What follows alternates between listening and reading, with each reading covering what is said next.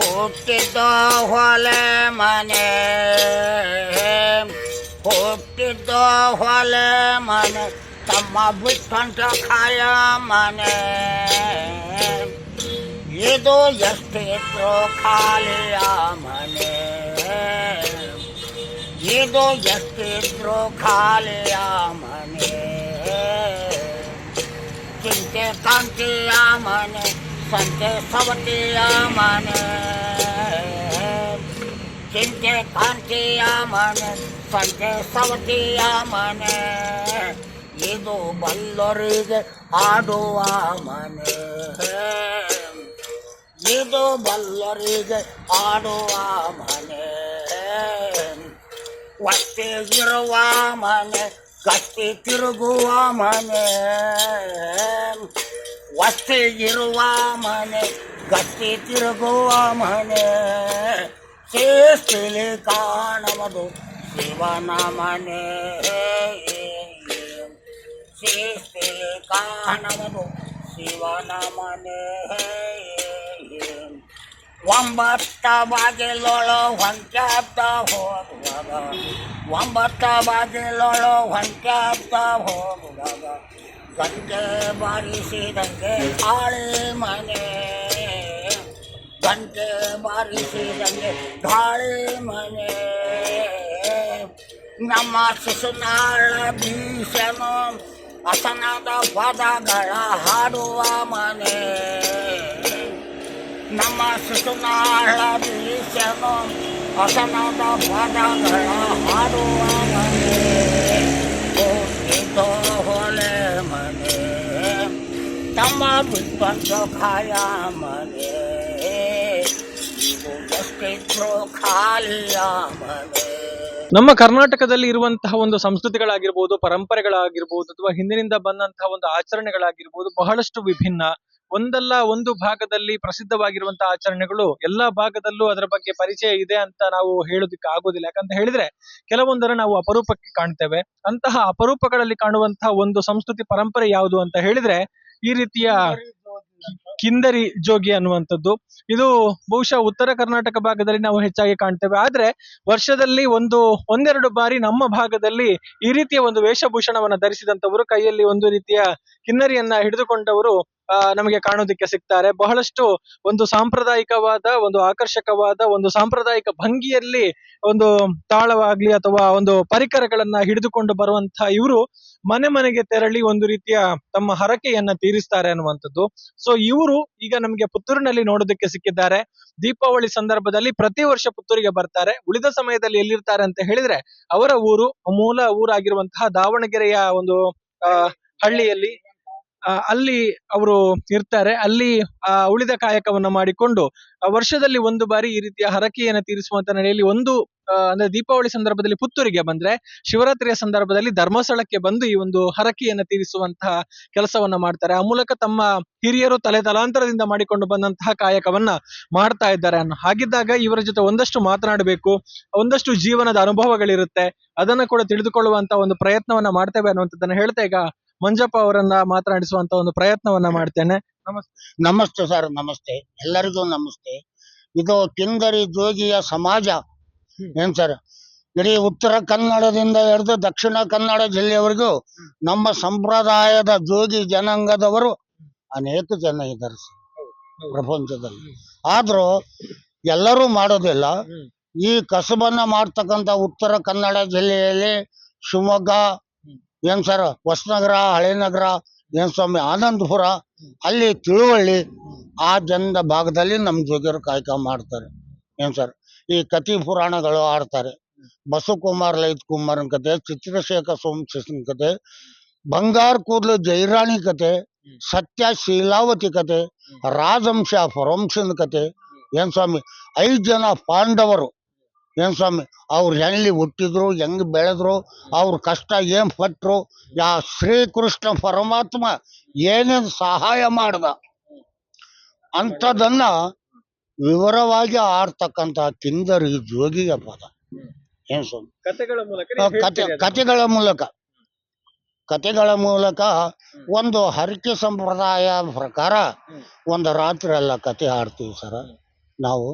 ಮತ್ತೆ ಇದರಲ್ಲಿ ಲಾವಣಿ ತತ್ವಗಳು ಆಡ್ತೀವಿ, ಶಿಶುನಾಳ ಶರೀಫರದು ಆಡ್ತೀವಿ, ಬೇರೆ ಯಾವುದಾದ್ರೂ ಒಂದು ಭಕ್ತಿ ಗೀತೆಗಳನ್ನು ಆಡ್ತೀವಿ. ಏನು ಸ್ವಾಮಿ, ನಮ್ಮಲ್ಲಿ ಬೇರೆ ಭವಿಷ್ಯ ಯಾವುದೂ ಇಲ್ಲ. ಹಾಡಿದ್ರೆ ಭವಿಷ್ಯ ಕತೆ, ಲಾವಣಿ, ಇದು ಬಿಟ್ರೆ ಮತ್ತೆ ಯಾವುದು ಅವ್ರು ಏನು ಕೊಡ್ತಾರೋ ಅದೇ ತಗೊಂಡು ಹೋಗೋರು ನಾವು. ಬೇರೆ ಕೇಳೋಕೆ ಕಾಡೋದಿಲ್ಲ. ಅವ್ರು ಎಷ್ಟೇ ಕೊಟ್ಟಿರಲಿ, 10 ರೂಪಾಯಿ ಕೊಟ್ಟಿರಲಿ, 1 ರೂಪಾಯಿನೇ ಕೊಟ್ಟಿರಲಿ, ಎಷ್ಟೇ ಕೊಟ್ಟಿರಲಿ, ಅದು ನಮಗೆ ಭಾಗ್ಯ. ಅಂದ್ರೆ ಇದು ಕಿಂದರಿ ಜೋಗಿ ಅನ್ನುವಂಥದ್ದು. ಹೌದೌದು. ನಿಮ್ಮ ಕೈಯಲ್ಲಿರುವಂತಹ ಒಂದು ಪರಿಕರಗಳು, ನಿಮ್ಮ ವೇಷಭೂಷಣ, ಅದು ಏನು ಅದನ್ನ ತಿಳಿಸಿಕೊಡ್ಬೋದು? ಹೌದೌದು. ಇದು 5 ಜನ ಪಾಂಡವರು, ಅರ್ಜುನ ಭೂಪ್ರದಕ್ಷಿಣ ಕಾಲದಲ್ಲಿ ವನವಾಸಕ್ಕೆ ಹೋಗಿದ್ದ ಸ್ವಾಮಿ. 11 ವರ್ಷ ವನವಾಸ ಮಾಡ್ದ ಅರಣ್ಯದಲ್ಲಿ. ಹಣ್ಣಿಲ್ಲ, ತಮ್ಮಿಲ್ಲ, ಯಾರ್ಯಾರು ಇಲ್ಲ. ಏನು ಸ್ವಾಮಿ, ಅಂತ ಪರಿಸರದಲ್ಲಿ 11 ವರ್ಷದ ಕಾಲಗಳು. 11ನೇ ವರ್ಷದಲ್ಲಿ ಅವನಿಗೆ ಅನುಭವ ಆಯ್ತು. ಏನು, ತಾಯಿದು, ಹಡದ ತಾಯಿದು. ನಮ್ಮ ತಾಯಿ ಹಡದು ಹೆತ್ತು ಸಾಕಿದವಳು. ಹೆಂಡ್ರು 1000 ತರಬಹುದು, 10 ಜನ ಮದುವೆ ಆಗಬಹುದು. ನಾವು ಹಡದ ತಾಯಿ ತಂದೆ ಸಿಗೋದಿಲ್ಲ. ಪಡೆದವರಿಗೆ ತಾಯಿ ತಂದೆ, ತಿಳಿದವರಿಗೆ ಅಣ್ಣ ತಮ್ಮ. ತಾಯಿ ತಂದೆಕ್ಕಿಂತ ಬೇರೆ ದೇವರಿಲ್ಲ. ಏನು ಸ್ವಾಮಿ, ತಾಯಿ ತಂದೆಕ್ಕಿಂತ ಬೇರೆ ದೇವರು ಯಾವುದೂ ಇಲ್ಲ. ನಮ್ಮ ತಾಯಿ ಆಗಿದ್ದಾಳೋ ಸತ್ತಿದ್ದಾಳೋ ನೋಡ್ಕೊಂಡು ಬರೋಣ ಕಣ್ಣಿಂದ ಅಂತೇಳಿ ಅರ್ಜುನ ಯೋಗಿ ರೂಪವನ್ನು ತಾಳ್ದ. ಏನು ಸ್ವಾಮಿ, ಕಾವಿ ಕಫನಿ, ಏನು ಸ್ವಾಮಿ, ಈ ಕಿಂದರಿ ಕಾಲಭೈರವನ ಕಿಂದರಿ ಸ್ವಾಮಿ ಇದು. ಆ ಕಾಲಭೈರವ ಅವನಿಗೆ ಯಾವನು ಇದ್ರಿಲ್ಲ ದಣಿ ಸ್ವಾಮಿ. ಭೈರವಗೆ ಯಾ ರಾಕ್ಷಸನು ಇದ್ರಿಲ್ಲ, ಯಾರು ಇದ್ರ ಮನಸ್ಸು ಮಾಡಿದ್ರೆ ಎಲ್ಲರೂ ಪುಡಿಬಿಡಿನೇ ಅವನು ಕಾಲಭೈರವ. ಆಗ ಕಾಲಭೈರವ ಈ ಕಿಂದರಿ ಮಾಡಿಕೊಟ್ಟ ಅರ್ಜುನಿಗೆ ಕಾವಿ ಕಫನಿ ಧರಿಸಿಕೊಂಡು ತಾಯಿ ಕೊಂತವನ ಮನೆಗೆ ಬಂದ. ಕೊಂಚವನ ಮನೆಗೆ ಬಂದ ಅರ್ಜುನ ಜೋಗಿ ಆಡದ. ಜೋಗಿ ಆಡವನ್ನು ಆಡಬೇಕಾದ್ರೆ ತಾಯಿ ಕುಂತಿದ್ದೇವೆ ಮನೆಗಿದ ಸದರವನ್ನು ಬಿಟ್ಟು 7 ಬಾಗಲವನ್ನು ದಾಟಿ ಕಡೆ ಕಂಚಿನ ಬಾಗಲಿಗೆ ಬಂದು ನಿಂತು. ಆಗ ನೋಡ್ತಾಳೆ, ಅರ್ಜುನನ ಗುರುತು ಕಣ್ಣಿಗೆ ಕಾಣಂಗಿಲ್ಲ ಸ್ವಾಮಿ, ಕಿವಿಗೆ ಕೇಳಂಗಿಲ್ಲ. ಏನು ಸ್ವಾಮಿ, ಆಗ ದನಿ ಹಂಗೆ ಸೊಳ್ಳೆ ಆ ಥರ ಗುಂಗುರ್ತಿತ್ತು, ಆ ಥರ ಅಂತಿತ್ತು. ಅದೇ, ಓ ಇದು ನನ್ನ ಮಗನಂದೇ ಇದು ಗುರ್ತು. ಯಾವೂರಪ್ಪ, ಎಂತು ನೀನು, ಎಲ್ಲಿಂದ ಬಂದೆ, ಯಾರು ನಿನಗೆ ತಾಯಿ ಯಾರು, ತಂದೆ ಯಾರು ಅಂತ ಕೇಳ್ತಾಳೆ. ತಾಯಿಗೆ ಮಗ ಏನು ಹೇಳ್ತಾಂದ್ರೆ, ಅಮ್ಮ ನನಗೆ ತಾಯಿ ಇಲ್ಲ, ತಂದಿಲ್ಲ, ಹೆಂಡ್ರಿಲ್ಲ, ಮಕ್ಕಳಿಲ್ಲ, ಅನಾಥ ಪರದೇಶ. ಆಗ ಹೇಳ್ತಾಳೆ, ಅಲ್ಲ ಇಡೀ ಪ್ರಪಂಚಕ್ಕೆ ಪಕ್ಷಿಗೆಲ್ಲ ತಾಯಿ ತಂದೆ ಉಂಟು. ಒಂದು ಗೋವಿಗೂ ಕೂಡ ಒಂದು ತಾಯಿ ತಂದೆ ಉಂಟು. ನಿನಗೆ ಯಾಕಿಲ್ಲ, ನಿನಗೆ ಯಾಕಿಲ್ಲಮ್ಮ, ಸುಳ್ಳು ಹೇಳ್ತೀಯ. ಇಲ್ಲ ಕಣಮ್ಮ, ನಮ್ಮ ತಾಯಿ ತಂದೆ ಯಾವಾಗ ಸತ್ರೋ ಗೊತ್ತಿಲ್ಲ ನನಗೆ, ನಾವು ಹುಟ್ಟಿದವನೇ ಒಬ್ಬ. ಈಗ ಗುರ್ತು ಕೊಟ್ರೆ 12 ವರ್ಷ ವನವಾಸ, 1 ವರ್ಷ ಅಜ್ಞಾತವಾಸ. ಏನಾದರೂ ಸುಳ್ಳು ಹೇಳಿ ತಾಯಿಗೆ ಮುಂದೆ ಹೋಗಬೇಕು ನಾನು, 1 ವರ್ಷ ವನವಾಸ ಐತಿ ನನಗೆ ಅಂತೇಳಿ ಅರ್ಜುನ ತಾಯಿ ಪಾದಕನ್ನು ಬಿದ್ದು, ಅಮ್ಮ ತಾಯಿ, ನಾನಲ್ಲ ನಿನ್ನ ಮಗ, ನಾನು ಬೇರೆನ್ ಕಣಮ್ಮ. ನೀನು ಹೋಗಬೇಡ, ಇಲ್ಲೇ ಇರೋ ಮನೆಯಾಗ, ನೀನು ನನ್ನ ಮಗನಾಗಿ ಇರುವಂತ. ಬೇಡಮ್ಮ, ಕಂಡವ್ರ ಮಕ್ಕಳು ಎಷ್ಟು ದಿನ ಆಗ್ತಾರೆ, ಎಷ್ಟು ದಿನ ಹಾಕ್ರಮ್ಮ, ಹಡ್ದ ಮಕ್ಕಳೇ ಇಲ್ಲ, ಕಂಡವ್ರ ಮಕ್ಕಳು ಹೆಂಗೆ ಆಗ್ತಾರೆ. ಬೇಡಮ್ಮ, ನಿನ್ನ ಮಕ್ಕಳು ನಿನ್ನ ಹತ್ರ ಇರಲಿ, ನಾನು ವನವಾಸ ಐತಿ, ನಾನು ಹೋಗ್ತೀನಿ ಅಂತೇಳಿ ದ್ರೌಪದಿಗೆ ಒಬ್ಬಾಕಿಗೆ ಗೊತ್ತಾಯ್ತು ಗಂಡ ಪತಿ ಇವನು ಅಂತ ಅರ್ಜುನ ಅನ್ನೋದು. ಆಗ ಕನಸನ್ನೇ ಮಾಡಿ ದ್ರೌಪದಿಗೆ ಹೇಳಬೇಡ, ನಮ್ಮ ಮಗುಗೆ ಮತ್ತು ವನವಾಸ ಬರ್ತೈತೆ ನನಗೆ, 1 ವರ್ಷ ಆಯ್ತು ಅಂತೇಳಿ ಅಲ್ಲಿಂದ ಮುಂದೆ ಹೋಗ್ತಾನೆ ಸ್ವಾಮಿ. ಅಲ್ಲಿಂದ ಹೋಗಿ ಈ ಜೋಗಿ ರೂಪವನ್ನ ನಮ್ಮಂತ ಯಾರೋ ಒಬ್ಬರು ದನ ಕಾಯ್ತಿದ್ನಂತ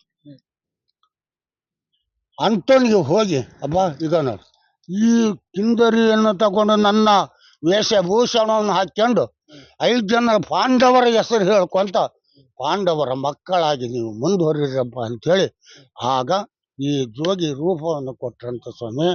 ಅಲ್ಲಿಂದ ಈ ಜೋಗಿ ಆದಿ ಜೋಗಿ ಅನಾದಿ ಜಂಗಮ ಅಂತ, ಆದಿಯಲ್ಲಿ ಹುಟ್ಟಿದ ಜೋಗಿನಿ ಸ್ವಾಮಿ ಇವನು.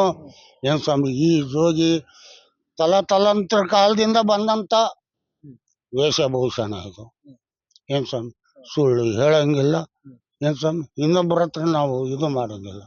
ಸತ್ಯದಿಂದ ಹೋಗೋದೈತಿ, ಸತ್ಯದಿಂದ ಮಾತಾಡೋದೈತಿ, ಸತ್ಯದಿಂದ ಕೊಟ್ಟರೆ ಇಸ್ಕೊಳೋದೈತಿ, ಇಲ್ದ್ರ ಹೋಗೋದೈತಿ. ಇಷ್ಟು ಬಿಟ್ರೆ ಬೇರೆ ಯಾವುದಿಲ್ಲ ಸ್ವಾಮಿ.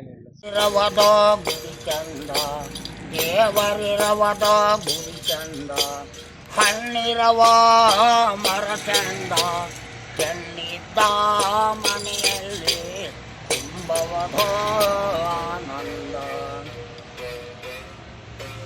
ಚೆನ್ನಿದ್ದ ಮನೆಯಲ್ಲಿ ತುಂಬವದೋ ಆನಂದ.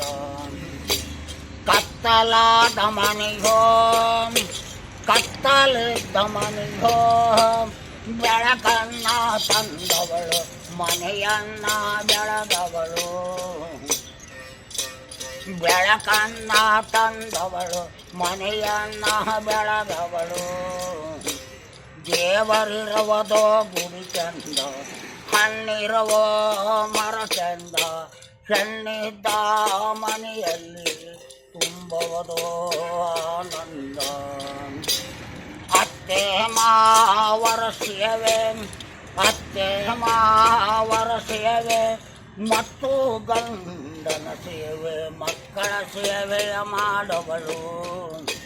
ದೇವರಿರುವುದು ಗುಡಿ ಚಂದ, ಹಣ್ಣಿರುವ ಮರ ಚಂದ, ಚೆನ್ನಿದ್ದ ಮನೆಯಲ್ಲಿ ತುಂಬುವುದು ಆನಂದ. ಹೆಣ್ಣು ದೇಶದ ಕಣ್ಣು, ಹೆಣ್ಣು ದೇಶದ ಕಣ್ಣು, ಸಂಸಾರದ ಹಣ್ಣು, ಶಿಶುನಾಳದೀಶನು ಮಾಡಿದ ಕವಿತಾರಿ. ನೀವು ಎಷ್ಟು ಅಂದ್ರೆ ಸಣ್ಣಂದಿನಿಂದಲೇ ಇದನ್ನ ಮಾಡೋದಕ್ಕೆ ಆರಂಭ ಮಾಡಿದ್ದೀರಾ? ನೀವು ಯಾವಾಗ ಶುರು ಮಾಡಿದ್ರಿ? ಸಣ್ಣದ್ರಿಂದ ಏನಿಲ್ಲ, ಮೊದಲು ನಮ್ಮ ತಂದೆಯರು ಮಾಡ್ತಿದ್ರು.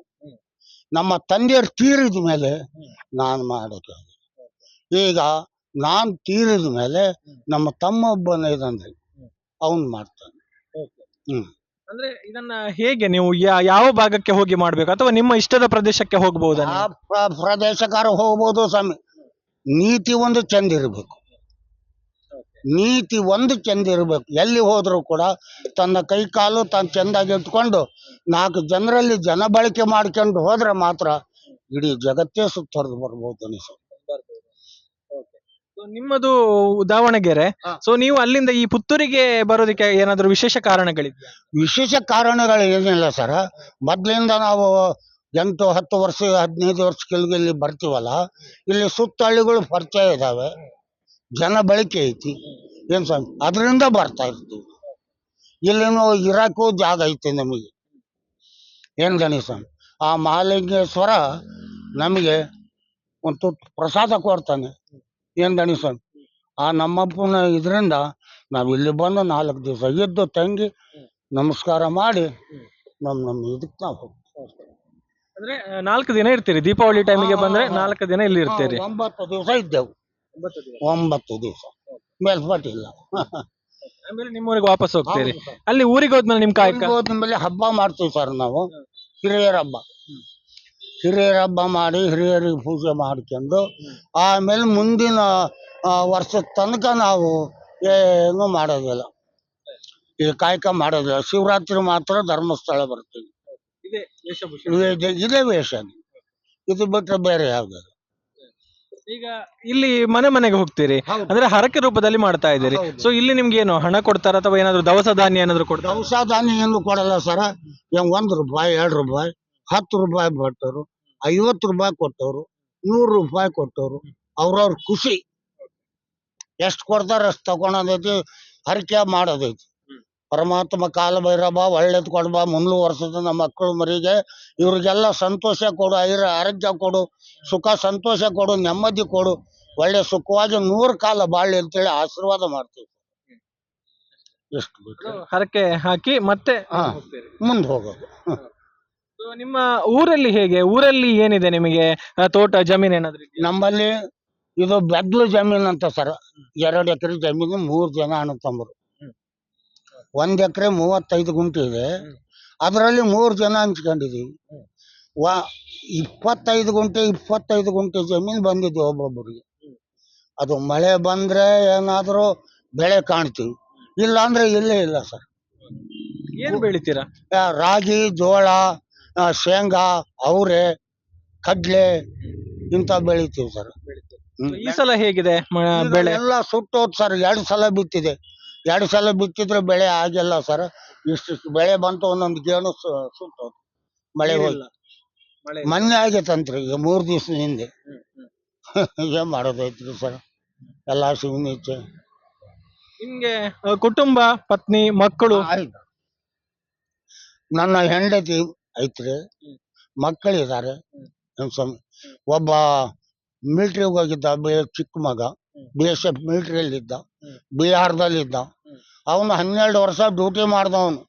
ಪಂಜಾಬ್ನಲ್ಲಿ ಮಾಡ್ದ. ಏನ್ ಸ್ವಾಮಿ ಇದು ಯಾವುದು ಪಂಜಾಬ್ನಲ್ಲಿ ಇದ್ದ, ಮತ್ತು ಜಮ್ಮು ಕಾಶ್ಮೀರ್. ಫಸ್ಟಿಗೆ ಹೋದವನು ಜಮ್ಮು ಕಾಶ್ಮೀರಕ್ಕೆ ಹೋದ ಸರ್. ಆಮೇಲೆ ಪಂಜಾಬಿಗೆ ಬಂದ. 12 ವರ್ಷ ಡ್ಯೂಟಿ ಮಾಡ್ದ. ಬಿಹಾರಕ್ಕೆ ಬಂದ. ಅಲ್ಲಿ 4 ವರ್ಷ ಡ್ಯೂಟಿ ಮಾಡ್ದ. ಅಲ್ಲಿಗೆ 12 ವರ್ಷ ಆಯ್ತು. 12 ವರ್ಷದಲ್ಲಿ ಅವ್ನಿಗೆ ಪರ್ಮಿಷನ್ ಆಯ್ತು ಸರ್, ಬೆಂಗಳೂರು ಟ್ರಾನ್ಸ್ಫರ್ ಆಗೋದು. ಅಂಥದನ್ನ ಅಲ್ಲೇ ಉಳಿಸ್ಕೊಂಡ್ರೆ ಪರ್ಮಿಷನ್ ಕೊಟ್ಟು. ಏನ್ ಸರ್ ಕೊಟ್ಟು ಆಮೇಲೆ ಮಗಳ ನಾಮಕರಣಕ್ಕಂತ 5 ತಿಂಗಳಿಗೆ ಬರ್ತಿದ್ದೆ ಸರ್. ಗುವಾಹಟಿ ಎಕ್ಸ್ಪ್ರೆಸ್ ಅದು. ಆ ಎಕ್ಸ್ಪ್ರೆಸ್ ಬುಕ್ ಮಾಡ್ಕೊಂಡು ಬಂದ ಸರ್. ಆಗಸ್ಟ್ 15 ಶುಕ್ರವಾರ ಅವತ್ತು. ಏನ್ ಸರ್ 2014ರಲ್ಲಿ ಬಂದ. ಸಾಯಂಕಾಲ 7 ಗಂಟೆಗೆ ಟ್ರೈನ್ ಹತ್ತಿದ. 7 ಗಂಟೆಗೆ ಬಂದು ರಾತ್ರಿಯೆಲ್ಲ ಬಂದ ಸರ್. ನಮಗೆ ಫೋನ್ ಮಾಡ್ಕೊಂತಲೇ ಬಂದ. ಆಮೇಲೆ ಶನಿವಾರ ಹಗಲೆಲ್ಲ ಬಂದ ಸರ್. ಶನಿವಾರ ಹಗಲೆಲ್ಲ ಬಂದು ರಾತ್ರಿ 10 ಗಂಟೆಗೆ ನಮಗೆ ಫೋನ್ ಮಾಡ್ದ ಮನೆಗೆ. ಆರಾಮದಿ ಎಂದು ಬರ್ತೀಯ? ಭಾನುವಾರ ಬರ್ತೀನಿ, ಇಲ್ಲ ತಪ್ಪಿದ್ರೆ ಸೋಮವಾರ ಬೆಳಗ್ಗೆ ಬರ್ತೀನಿ. ಚೆನ್ನೈಗೆ ಬಂದೇ ಬರ್ಬೇಕಲ್ಲ ಸರ್ ಅವರು, ಬೆಂಗಳೂರಿಗೆ. ಆಗ ಬರ್ತಾನೆ ಬಿಡು ಅಂತ ನಾವು ಅವನ ದಾರಿ ನೋಡ್ಕೊಂಡು ಇದ್ದ ದಿವಸ. ಆದರೂ ಫಲ ಆಗಲಿಲ್ಲ. ಹೋಗಿ ಎಲ್ಲ ಮಾಡ್ಕೊಂಡು ಆಮೇಲೆ ಮಿಸ್ಸಿಂಗ್ ಆಗೈತಂತ ಹೇಳಿದ್ರು. ಇಲ್ಲಿಂದ ಮಗ, ಸೊಸೆ ಅವರೆಲ್ಲ ಹೋದ್ರು. ಬಾಡಿಗೆ ಕಾರ್ ಮಾಡ್ಕೊಂಡು ಸರ್ 8 ಜನ, 2 ಪೊಲೀಸ್ ಕರ್ಕೊಂಡು ಹೋದ್ರು. ಹೋಗಿ ಚೆನ್ನೈಯಲ್ಲಿ ಕಂಪ್ಲೇಂಟ್ ಕೊಟ್ಟರು. ಆಮೇಲೆ ವಿಜಯವಾಡದಾಗ ಕಂಪ್ಲೇಂಟ್ ಕೊಟ್ಟರು ರೈಲ್ವೆ.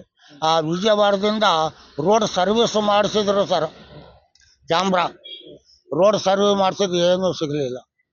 70 ವರ್ಷದ ಮುದುಕ ಒಬ್ಬನು ಸಿಕ್ಕ. ಏನು ಸರ್, ಮತ್ತೆ ಯಾರೂ ಸಿಗಲಿಲ್ಲ.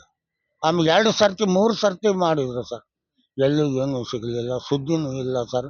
ಈಗ ಒಟ್ಟು 9 ವರ್ಷದ ಮೇಲೆ 3 ತಿಂಗಳಾತ್ರಿ. ನಾಳೆ ನವೆಂಬರ್ 15 ಬಂದು ಇದುವರೆಗೆ ಅವನ ಮಕ್ಕ ಇಲ್ಲ. ಅವ್ರು ಬರ್ತಾರೆ ಸರ್ ಬಿಹಾರದಿಂದ ಪೊಲೀಸ್ ಬಂದು ಸೈನ್ ಮಾಡ್ಕೊಂಡು ಹೊಂಟ್ರು. ಅವ್ರು ಎತ್ತಿ ತೀರ್ಸ್ಕೊಂಡು. ನಮಗೇನು ಎಂತ ಅನ್ನೋದು ಗೊತ್ತಿಲ್ಲ.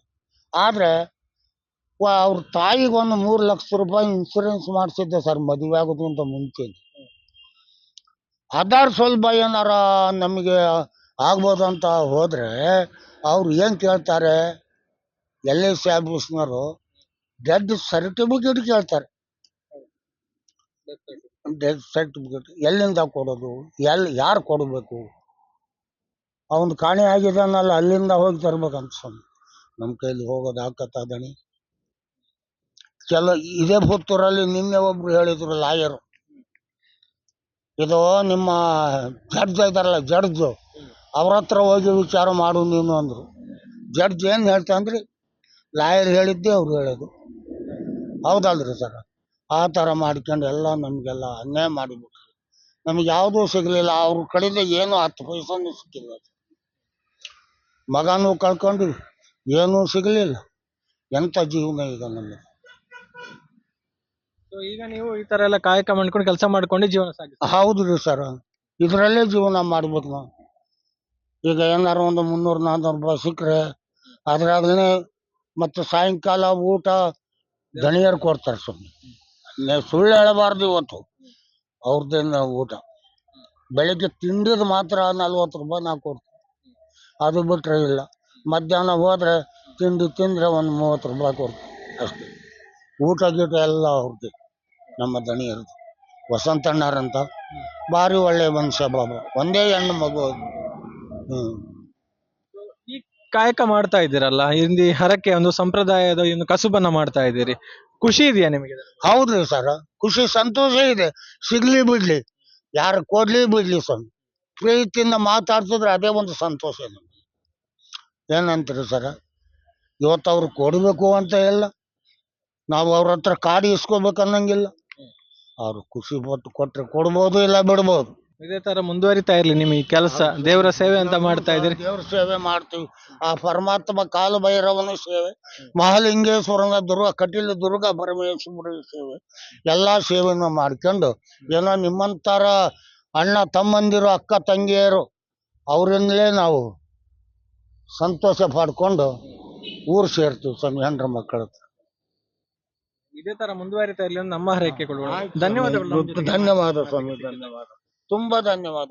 ಆ ಕದರಿ ಕಾಲಭೈರೇಶ್ವರ, ತಾಯಿ ದುರ್ಗಾ ಪರಮೇಶ್ವರಿ, ಮಂಜುನಾಥ ಒಡೆಯ, ಅಣ್ಣಬ್ಬ, ಸುಬ್ರಹ್ಮಣ್ಯ ದೇವ, ರಾಘವೇಂದ್ರ ಉದ್ಧಾರ ಮಾಡಿ, ಮಹಾಲಿಂಗೇಶ್ವರ, ಲಕ್ಷ್ಮೀ ದೇವಿ ಆರೋಗ್ಯ ಕೊಟ್ಟು ಪರಮಾತ್ಮ ಮಕ್ಕಳು ಮರೆಯಲ್ಲಿ ಸತಿ ಪತಿಯಲ್ಲಿ ಪರಮಾತ್ಮ ಬಂದ ಕಷ್ಟ ದೂರು ಮಾಡಿ, ಅಣ್ಣ ತಮ್ಮರಲ್ಲಿ ಅಕ್ಕ ತಂಗಿರಲ್ಲಿ ಬಂದ ಕಷ್ಟ ದೂರು ಮಾಡಿ, ಕೊಟ್ಟ ಮನೆ ಕೊಳದವನ್ನಾಗಿ ಇಟ್ಟ ಮನೆ ರೌರತ್ನ ಬೆಳೆದು ಶ್ರೀ ಪಾಂಡುರಂಗ ವಿಠಲ ಶ್ರೀಕೃಷ್ಣ ಪರಮಾತ್ಮ ಸದಾ ಎಲ್ಲರಿಗೂ ಒಳ್ಳೇದು ಮಾಡುದು. ಇದಿಷ್ಟು ನಮ್ಗೆ ಇವತ್ತು ವಿಶೇಷವಾಗಿ ಮಾತಿಗೆ ಸಿಕ್ಕಿದಂತಹ ಒಂದು ಕಿಂದರಿ ಜೋಗಿಯ ಒಂದು ವೇಷಭೂಷಣದಲ್ಲಿ ಒಂದು ಹರಕೆಯನ್ನು ತೀರಿಸ್ತಾ ಇರುವಂತಹ ದೂರದ ದಾವಣಗೆರೆಯಿಂದ ಪುತ್ತೂರಿಗೆ ಪ್ರತಿ ವರ್ಷ ಬರ್ತಾ ಇರುವಂತಹ ಮಂಜಪ್ಪ ಅವರು ನಮ್ಮ ಜೊತೆಗೆ ಹಂಚಿಕೊಂಡಿರುವಂತಹ ವಿಚಾರಗಳು. ಜೀವನದಲ್ಲಿ ಬಹಳಷ್ಟು ಕಷ್ಟವನ್ನ ಕೂಡ ನೋಡಿದ್ದಾರೆ, ಜೊತೆಗೆ ಓರ್ವ ಪುತ್ರನನ್ನ ಕೂಡ ಕಳೆದುಕೊಂಡಿದ್ದಾರೆ. ಏನಾಗಿದ್ದಾನೆ ಅನ್ನುವಂತ ಬಗ್ಗೆ ಗೊತ್ತಿಲ್ಲ, ಆದ್ರೆ ಅದರ ಬಗ್ಗೆ ಕೂಡ ಅವರಿಗೆ ನೋವಿದೆ. ಆದ್ರೂ ಕೂಡ ಈ ಒಂದು ಒಂದು ಹರಕೆ ಏನಿದೆ, ನಮ್ಮ ಹಿರಿಯರು ಪಾಲಿಸಿಕೊಂಡು ಬಂದಂತಹ ಒಂದು ವ್ರತ ಹರಕೆಯನ್ನ ಚಾಚು ತಪ್ಪದೆ ಮಾಡ್ಬೇಕು ಎನ್ನುವಂತ ನೆಲೆಯಲ್ಲಿ ಪ್ರತಿ ವರ್ಷ ಬರ್ತಾ ಇದ್ದಾರೆ. ಆ ಮೂಲಕ ಅವರ ಒಂದು ಪಾರಂಪರಿಕ ಸೇವೆಯನ್ನು ಅವರು ಸಲ್ಲಿಕೆ ಮಾಡ್ತಾ ಇದ್ದಾರೆ ಅನ್ನುವಂಥದ್ದು. ಸೊ ಇಂತಹ ಒಂದು ಈ ರೀತಿ ಕಲೆಯನ್ನ ಉಳಿಸಿ ಬೆಳೆಸ್ತಾ ಇರುವಂತಹ ಒಂದು ಪರಂಪರೆಯನ್ನ ಉಳಿಸಿ ಬೆಳೆಸಿಕೊಳ್ತಾ ಇರುವಂತಹವರ ಸಂಖ್ಯೆ ಇನ್ನಷ್ಟು ಹೆಚ್ಚಾಗ್ಲಿ, ಆ ಮೂಲಕ ನಮ್ಮ ಸಂಸ್ಕೃತಿ ಪರಂಪರೆ ಏನಿದೆ ಅನ್ನುವಂಥದ್ದು ಇಡೀ ರಾಜ್ಯಕ್ಕೆ ಗೊತ್ತಾಗುವಂತಾಗ್ಲಿ ಅನ್ನುವಂಥದ್ದು ಸುದ್ದಿ ಆಶಯ. ಲೋಕೇಶ್ ಬನ್ನೂರು ಮತ್ತು ಸುಧಾಕರ್ ಪಾಟೀಲ್ ಜೊತೆಗೆ ಗೌತಮ್ ಶೆಟ್ಟಿ, ಸುದ್ದಿ ನ್ಯೂಸ್, ಪುತ್ತೂರು.